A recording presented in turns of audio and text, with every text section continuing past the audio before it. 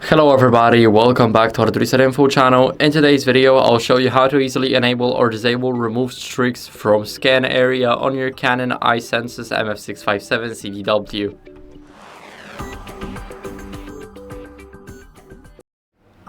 So first, what you guys want to do is go over to the menu and here select Adjustment and Maintenance. Now click on Adjust Image Quality and scroll all the way down until we see the remove streaks from scan area.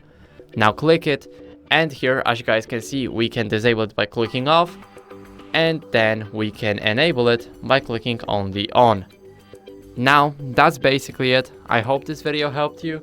If it did, then leave a like, sub and a comment, and I'll see you in the next one. Bye.